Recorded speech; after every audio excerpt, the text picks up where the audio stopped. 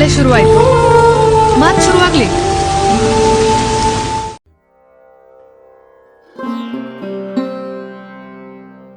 ನಮಸ್ಕಾರ ಕರ್ನಾಟಕ, ನಾನು ನಿಮ್ಮ ವಿಜಯ್. ಹೆಂಗಿದ್ರೆ ಎಲ್ಲರೂ ಸಕ್ಕದಾಗಿದ್ದೀರ ಅನ್ಕೊತಾ ಇದ್ದೀನಿ, ಸೂಪರ್ ಆಗಿದ್ದೀರ ಅನ್ಕೊತಾ ಇದ್ದೀನಿ. ಮತ್ತೊಂದು ಹೊಸ ಲಾಕ್ಕೆ ಸ್ವಾಗತ ಸುಸ್ವಾಗತ.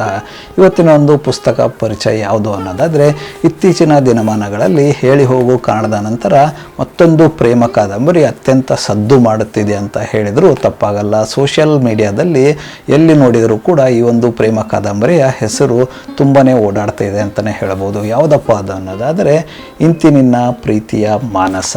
ಈ ಒಂದು ಕಾದಂಬರಿ ಅತಿ ಹೆಚ್ಚು ಸದ್ದು ಮಾಡುತ್ತಿದೆ ಅಂತಲೇ ಹೇಳಬಹುದು. ಅತ್ಯಂತ ಕಡಿಮೆ ಸಮಯದಲ್ಲಿ 5ನೇ ಮುದ್ರಣವನ್ನು ಕಂಡಂತಹ ಕಾದಂಬರಿ ಇದಾಗಿದೆ ಅಂತಲೇ ಹೇಳಬಹುದು. ಈ ಒಂದು ಕಾದಂಬರಿಯ ರಚನೆಕಾರರು ಅಂದರೆ ಲೇಖಕರು ಬಂದು ಈಶ್ವರ್ ಮದರಕಲ್ ಅಂತ. ಮೂಲತಃ ಇವರು ಉತ್ತರ ಕರ್ನಾಟಕ ಅಂದರೆ ಕಲ್ಯಾಣ ಕರ್ನಾಟಕ ಭಾಗದವರು. ಪೊಲೀಸ್ ಪೇದೆಯಾಗಿ ತಮ್ಮ ವೃತ್ತಿ ಜೀವನವನ್ನು ಸಾಗಿಸ್ತಿದ್ದಾರೆ. ಅವರು ಬರೆದಿರ್ತಕ್ಕಂಥ ಅದ್ಭುತವಾಗಿರ್ತಕ್ಕಂಥ ಪ್ರೇಮ ಕಾದಂಬರಿ ಇದಾಗಿದೆ. ಈ ಒಂದು ಕಾದಂಬರಿಯ ವಿಶೇಷತೆ ಏನು ಅನ್ನೋದಾದರೆ, ಈ ಒಂದು ಕಾದಂಬರಿ ಬಂದು ನೈಜ ಘಟನೆಯನ್ನು ಆಧಾರವಾಗಿಟ್ಟುಕೊಂಡು ಈ ಒಂದು ಕಾದಂಬರಿಯನ್ನು ರಚಿಸಿದ್ದಾರೆ ಅಂತಲೇ ಹೇಳ್ಬೋದು. ಅತ್ಯಂತ ಸೊಗಸಾಗಿ ಅತ್ಯಂತ ಸರಳ ಬರವಣಿಗೆಯ ಮೂಲಕ ಜನರಿಗೆ, ಓದುಗರಿಗೆ ಅರ್ಪಿಸಿದ್ದಾರೆ ಅಂತಲೇ ಹೇಳಬಹುದು.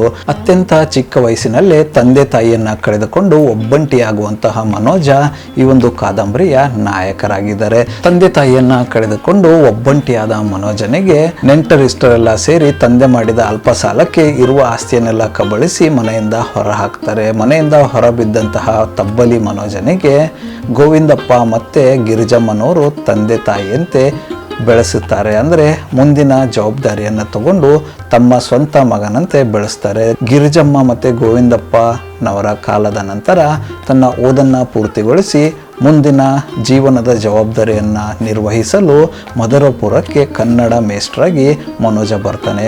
ಕನ್ನಡ ಮೇಷ್ಟ್ರಾಗಿ ಮಧುರಪುರಕ್ಕೆ ಬರುವ ಮನೋಜನಿಗೆ ಮುಂದೇನಾಗುವುದರ ಪರಿವೇ ಇರಲಿಲ್ಲ ಅಂತ ಅನ್ಸುತ್ತೆ. ಮಹಾಜಿಪುಣ ಶಿವಯ್ಯನ ಮಗಳೇ ಮಾನಸ. ಮೊಟ್ಟ ಮೊದಲನೇ ಬಾರಿಗೆ ಶಿವಯ್ಯನ ಅಂಗಡಿಯಲ್ಲಿ ನೋಡಿದ ಮಾನಸ ರಾತ್ರಿ ಎಲ್ಲ ಕಾಡುತ್ತಾಳೆ ಮನೋಜನಿಗೆ. ಅದೇ ರೀತಿ ಯಾವ ಹುಡುಗರ ಸಹವಾಸಕ್ಕೂ ಹೋಗದೇ ಇರೋ ಮಾನಸಾಳ ಮನಸ್ಸು ಕೂಡ ವಿಚಲಿತಗೊಳ್ಳುತ್ತೆ. ಮನೋಜ್ನ ನೋಡಿದ ಮೇಲೆ ಮೊದಲ ಪ್ರೇಮದ ಕಾಣಿಕೆಯಾಗಿಯೋ ತನಗೆ ಅರಿವಿಲ್ಲದಂತೆ ಮನೋಜ ಕೊಟ್ಟ 50 ರೂಪಾಯಿಯನ್ನ ತನ್ನ ಪುಸ್ತಕದಲ್ಲಿ ಬಂಧಿಸಿ ಇಡುತ್ತಾಳೆ. ಅಲ್ಲಿಂದ ಶುರುವಾಗುವಂತಹ ಒಂದು ಅದ್ಭುತವಾಗಿರತಕ್ಕಂತಹ ಪ್ರೇಮ ಕಾದಂಬರಿ ಇದಾಗಿದೆ. ಯಾವಾಗ ಮಾನಸ ಮನೋಜನನ್ನ ನೋಡಿದ ಮೇಲೆ ಮನಸ್ಸು ವಿಚಲಿತಗೊಂಡಿರುತ್ತೆ, ಇದು ಪ್ರೀತಿನೇ ಆಗಿರುತ್ತೆ ಅಂದ್ಬಿಟ್ಟು ನಿರ್ಧಾರ ಮಾಡಿಕೊಂಡು ಮನೋಜನಿಗೆ ತನ್ನ ಪ್ರೀತಿಯನ್ನ ಪತ್ರದ ಮೂಲಕ ತಿಳಿಸಲು ಹೊರಡುತ್ತಾಳೆ. ಪತ್ರವನ್ನು ಬರೆದು ಮನೋಜನಿಗೆ ತಲುಪಿಸ್ತಾಳೆ. ಆ ಒಂದು ಪತ್ರವನ್ನು ನೋಡಿರ್ತಕ್ಕಂಥ ಮನೋಜನಿಗೆ ಸಹಜವಾಗಿ ಅನಿಸುತ್ತೆ, ಮೊದಲನೇ ಬಾರಿ ನನ್ನ ನೋಡಿದ ತಕ್ಷಣವೇ ಪ್ರೀತಿ ಆಯಿತಾ, ಇದೇನು ಪ್ರೀತಿನ ಅಥವಾ ವಯಸ್ಸಿನ ವ್ಯಾಮೋಹವ ಅಂತ ತಿಳಿಯದೆ ಗೊಂದಲಕ್ಕೊಳಗಾಗ್ತಾನೆ.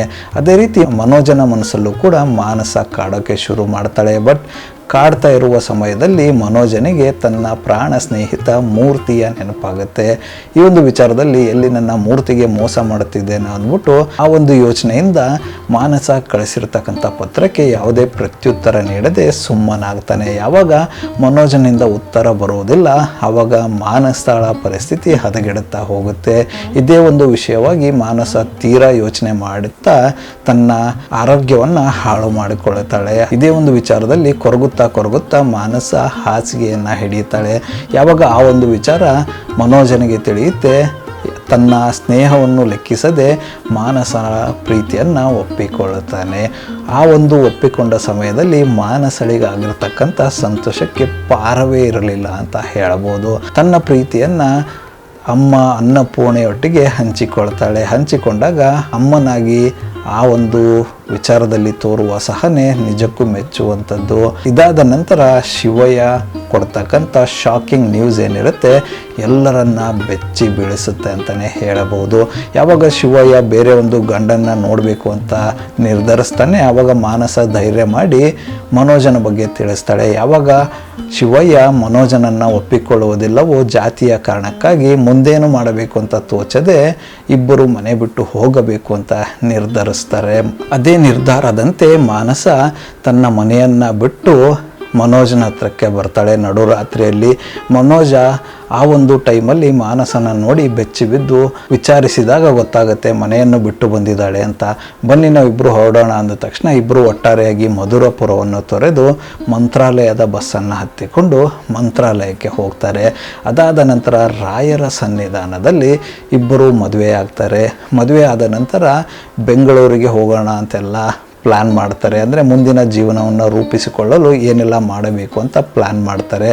ಅದಾದ ನಂತರ ಆಗುವ ಘಟನೆ ಏನಿದೆ ನಿಜಕ್ಕೂ ಬೆಚ್ಚಿ ಬೀಳಿಸುವಂಥದ್ದು ಅಂತಲೇ ಹೇಳ್ಬೋದು. ನಿಜಕ್ಕೂ ಆ ಒಂದು ಘಟನೆ ಕಣ್ಣಂಚಿನಲ್ಲಿ ನೀರು ತರದೆ ಇರಲಾರದು. ಯಾರೆಲ್ಲ ಈ ಒಂದು ಪುಸ್ತಕವನ್ನು ಓದ್ತಿದ್ದೀರಾ ಆ ಒಂದು ಘಟನೆ ನಿಮ್ಮನ್ನು ಬೆಚ್ಚಿ ಬೀಳಿಸೋದಲ್ಲದೆ ನಿಮ್ಮ ಕಣ್ಣಂಚಿನಲ್ಲಿ ಖಂಡಿತವಾಗಿಯೂ ನೀರು ತರಿಸುತ್ತೆ ಅಂತಲೇ ಹೇಳ್ಬೋದು. ಕ್ಲೈಮ್ಯಾಕ್ಸಲ್ಲಿ ಏನಾಗುತ್ತೆ ಅಂತ ನಾನು ಹೇಳಕ್ಕೆ ಹೋಗಲ್ಲ. ದಯವಿಟ್ಟು ಪುಸ್ತಕವನ್ನು ಕೊಂಡು ನೀವೇ ಓದಿ, ಅದರ ಅನುಭವವನ್ನು ತಪ್ಪದೆ ಕಮೆಂಟ್ ಬಾಕ್ಸಲ್ಲಿ ತಿಳಿಸಿ. ನಿಜಕ್ಕೂ ಒಂದು ಅತ್ಯದ್ಭುತವಾಗಿರ್ತಕ್ಕಂಥ ಪ್ರೇಮ ಕಾದಂಬರಿ ಇದಾಗಿದೆ ಅಂತಲೇ ಹೇಳ್ಬೋದು. ಅತ್ಯಂತ ಕಡಿಮೆ ಸಮಯದಲ್ಲಿ ಹೆಚ್ಚಿನ ಜನಪ್ರಿಯತೆ ಗಳಿಸಿರತಕ್ಕಂತಹ ಒಂದು ಕಾದಂಬರಿ ಇದಾಗಿದೆ ಅಂತಲೇ ಹೇಳ್ಬೋದು. ಇದುವರೆಗೂ ಯಾರೆಲ್ಲ ಈ ಒಂದು ಕಾದಂಬರಿಯನ್ನು ಓದಿಲ್ಲ ಹಿಂದೆ ಕೊಂಡುಕೊಂಡು ಓದಿ. ಅದಾದ ನಂತರ ನಿಮ್ಮ ಅಭಿಪ್ರಾಯ ಅನಿಸಿಕೆಯನ್ನು ತಪ್ಪದೇ ಕಮೆಂಟ್ ಬಾಕ್ಸಲ್ಲಿ ತಿಳಿಸಿ. ಈ ಒಂದು ಪುಸ್ತಕವನ್ನು ಖರೀದಿಸಲು ಕೆಲವೊಂದಿಷ್ಟು ವೆಬ್ಸೈಟ್ಗಳನ್ನು ನಾನು ಡಿಸ್ಕ್ರಿಪ್ಷನ್ ಬಾಕ್ಸಲ್ಲಿ ಕೊಟ್ಟಿರ್ತೀನಿ ಅಂತ ಅಲ್ಲಿ ಹೋಗ್ಬಿಟ್ಟು ನೀವು ಪರ್ಚೇಸ್ ಮಾಡಬಹುದಾಗಿರುತ್ತೆ. ದಯವಿಟ್ಟು ಪುಸ್ತಕಗಳನ್ನು ಅಧಿಕೃತ ಮಳಿಗೆಗಳಲ್ಲಿ ಮಾತ್ರ ಖರೀದಿಸಿ ಅಂತ ಹೇಳಲು ಇಚ್ಛೆ ಪಡುತ್ತೇನೆ. ಕನ್ನಡದ ಸಾಹಿತ್ಯ ಕ್ರಾಂತಿ ಹೆಚ್ಚಾಗಲಿ, ಕನ್ನಡದ ಪುಸ್ತಕಗಳ ಓದುಗರ ಸಂಖ್ಯೆ ಹೆಚ್ಚಾಗಲಿ ಅಂತ ಆಶಿಸುತ್ತಾ ಮತ್ತೆ ಸಿಗುವ ಮತ್ತೊಂದು ಪುಸ್ತಕ ಪರಿಚಯದೊಂದಿಗೆ. ಅಲ್ಲಿವರೆಗೂ ನಗ್ತಾ ಇರಿ, ನಗಿಸ್ತಾ ಇರಿ, ನಗ್ತಾ ಇರಿ. ಜೈ ಹಿಂದ್, ಜೈ ಭಾರತ್, ವಂದೇ ಮಾತರಂ.